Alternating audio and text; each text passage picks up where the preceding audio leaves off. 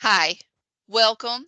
I am Katherine Tucker. I'm a senior nutrition consultant at the Administration for Community Living. Has your traditional meal program declined? Do you have an increase in food insecurity, especially in certain pockets of your community? Are you trying to bring participants back with a new model, or you want to bring in a younger, older adult population? Whatever your motivation is, you have found your way to revamping your Congregate Meal Site webinar chat series. This is the final chat in our four-part series, and I'm so glad you're here today. The value of the Congregate Meal Program cannot be overstated. For over 50 years, the congregate meals have been studied and evaluated mostly in the traditional setting.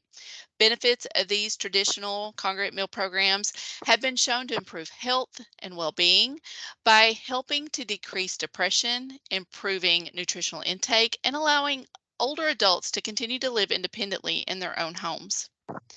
Our network continues to meet the intents of the Older Americans Act by addressing the nutrition, social isolation, and health and well-being of the older adults that we serve.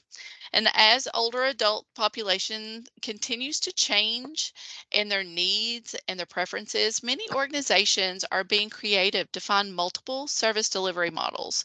Truly, each model has its benefits. Congregate meal sites can have a wide range of variability. The Older Americans Act has always allowed for many flexibilities across the senior nutrition program. So each state, AAA, and local service provider can create services that meet the needs of their own communities. That means tailoring a menu to local preferences, creating a welcoming environment, and making referrals to local organizations to help maybe a falls prevention program, prevention workshop. And all of those things can benefit the access and more. This four-part series is intended to provide area agencies on aging and local providers with ideas to revamp and reinvigorate their congregate sites. Through this four-part series, you will learn how to make small changes to your congregate program or large and more innovative ones. Anything between that, and it'll just help you fit the needs of your expected outcomes. Series 1 discussed using food trucks to revamp your congregate program. Series 2 looked at a cafe connection. And then Series 3 showed how restaurant partnerships can increase your participation. All three have been released, and you'll be able to find those on the Nutrition Aging Resource Center. And I'll talk a little bit more about where you'll find these resources at the end of this chat. Before we begin, it's always important before you start any new program to reach out to your area agency on aging and your state unit on aging to make sure you meet all the state and local policy requirements, including any pre-approvals which may be necessary. Now, on to our guest. The Metropolitan Interfaith Association, or MIFA for short, has used the Congregate Reboot to increase their participation, which has helped to revamp their congregate program. These changes have successfully helped to increase the congregate participation across the region. Tanya Bradley Parker is the Vice President of the Meals on Wheels Services of the Metropolitan Interfaith Association in Memphis, Tennessee. She has a master's degree in leadership management, and Tanya has been serving the greater Memphis area for over 25 years in numerous areas, including nonprofit management, as a grant manager, as an event planner, an operations manager, and in her experience, the four key ingredients to building a successful team our team goals, establishing team commitments, and maintaining reliable communication and always remembering your why. Tanya, I'm so glad that you've joined us today to help others learn strategies that can help incorporate into their congregate settings. Can you provide a brief overview of your program and the congregate reboot strategies you're using to revamp your congregate meal program? Absolutely. And thank you, Catherine, for inviting me. This is a pleasure. Anytime I have the opportunity to share what's working in Memphis in our congregate programs, it's an honor. So let me start by saying in MIFA, we have 16 congregate sites. So they are all uniquely different. But however, we really try hard to make sure that we take those dynamics and try to implement a great program. So for us, of course, pandemic hit and we had to kind of modify what we were doing. And so during the pandemic, we had to do drive-through with a shelf-stable box. So after that, it was a challenge to figure out, okay, we're post-pandemic, how do we get people back in? And so for me, it was, okay, people vote with their feet. So we got to get them in with something fun. So we decided to do a reboot. And so what we ended up doing was kind of a four-part plan. The first is, because we are affiliated with Trio, we decided to reach out to them and say, what can we do around the meal, you know? And so we were fortunate enough to get Chef Mario Reyes to come in, and he did cooking demos. It was almost like Gordon Ramsay. Well, we did cooking demos, and we had him go out to each of the sites and talk about how they can use things at home to make them very healthy and very tasty. And each of those congregate sites, I mean, they were like, first of all, to have a well-renowned chef to come in, that was amazing to them.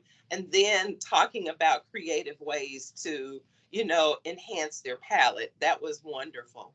So that kind of stirred up a little momentum, a little activity with them saying, well, what is MIFA going to do next? And so our next, we had another rabbit in our hat, and it was the Congregate Dining Program. And so with that, we were able to encourage people. Their attendance is what gained them what we called MIFA bucks. So for each day they attended, it was equivalent to $5 with MIFA bucks.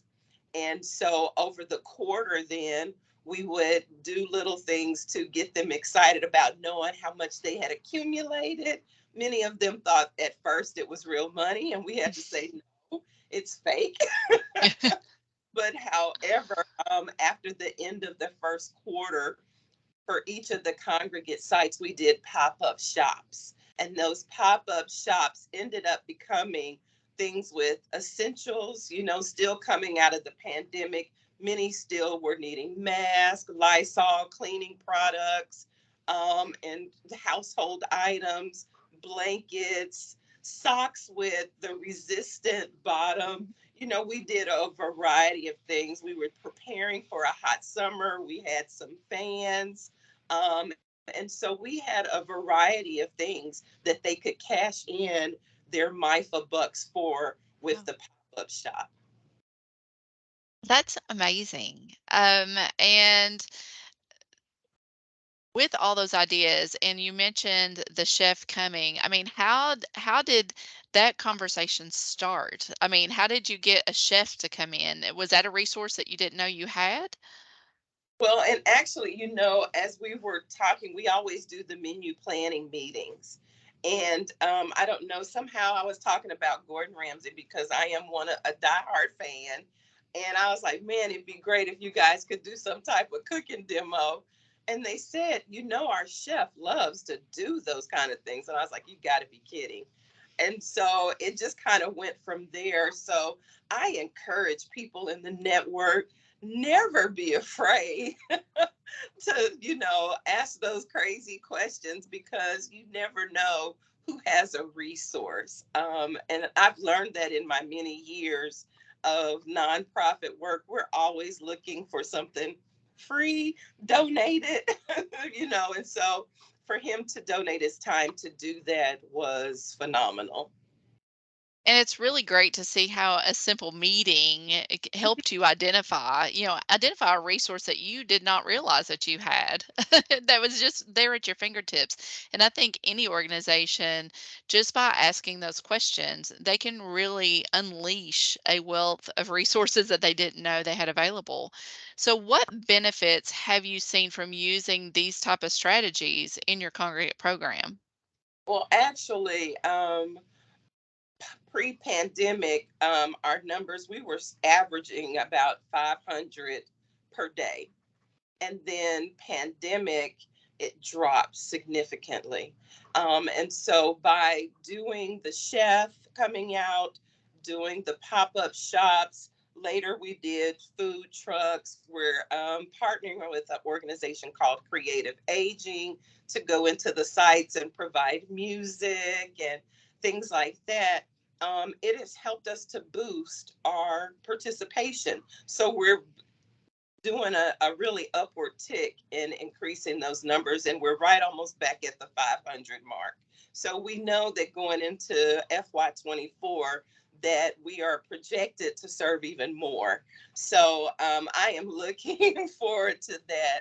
And again, Catherine, I encourage people to really work closely with their site directors. That was very inspirational for us to say to them, hey, we want to partner with you. We're in your space. You know, we see you doing things, we're doing things. Neither one of us have all the financial resources, but together it really is a great springboard to where you can take your program. Absolutely. And just the strategies alone seems to really have made an impact. And the impact you can make when you work together can be even bigger. Absolutely. None of us can do all this by ourselves. So that's where the collaboration comes in. So what advice or action steps would you give someone who would like to start using these type of strategies? Well, first of all, always know that My for Meals on Wheels, we are available to talk and share ideas. I think collaboration and networking is one of the best ways, to um, enhance your programs. Never reinvent the wheel. I think the other advice that I would share is not being afraid to try new things. I mean, even if you fail, there's still some success in that silver lining of, what, hey, we can do this the next time, or maybe we bring somebody else in, or seniors, or should I say older adults, will definitely tell you what they think about it. So never hesitate to seek their advice. The one thing that resonated with me, Catherine, is when you were talking about tailoring nutrition. And that is a great way to involve your older adults at your congregate sites. We do that by giving them the opportunity to create their own menu. What would you like to eat? Now we're going to make sure it still meets the nutrition guidelines that are provided to us, but give us some idea, give us feedback. And I think that too encourages them. They want to come, they want to see how it turns out. I have never heard a group of older adults talk about cornbread so much.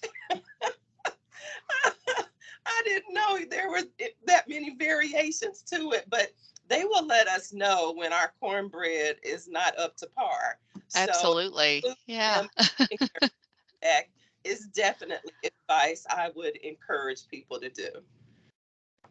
Well, and this is a thing. Everybody likes to talk about what the way everybody's always done it, and this is the time where Mhm. you can find a new way to do things to really reach those that we serve. Tony, I want to thank you for sharing your Dining for Dollars and your reboot strategies. I appreciate all the ideas that you've come, and I know you have more, Uh, and you're coming up with some new ideas. Is there anything new coming up that you plan to start incorporating? Well, one, we're getting ready to do a grand opening of a new congregate site. So definitely excited about that. I think the one thing that we're going to try in the near future might be a senior prom. So, and should I say an older adult prom? So I can That's be fun. correct. Yes. Well, we wish you well on a lot of these future things that you're looking for, and I hope those watching will find this information helpful and encouraging. Being able to identify a need in your region and filling that need in a new way is the definition of being innovative. The senior nutrition program has proven to be beneficial to older adults. And however, if older adults aren't participating, they're not able to benefit from the services. By revamping your congregate meal site, you can potentially increase awareness and participation within your services. Therefore, you can make a lasting change in the lives of the older adults you serve. I want to thank you for watching today. I'm going to post real quick You can see Tanya's contact information here. And I also want to share that you can find a lot of these resources on the Nutrition Aging Resource Center at acl.gov/senior-nutrition. And then if you go to browse resources, you can click on Congregate and then creativity and innovation. You'll be able to see these chats in this series as well as many other resources to help you revamp your programs. Tanya, I want to thank you for chatting with me today. I appreciate you being able to jump on. Thank you so much. And I want the audience to be sure to check out the other 3 chats in this series to help explore ways to revamp your congregate programs by using ideas like food trucks, restaurant partnerships, and even how to incorporate small changes to your program that can make a big impact in your traditional meal slot. Thank you for watching, and I hope to see you again real soon.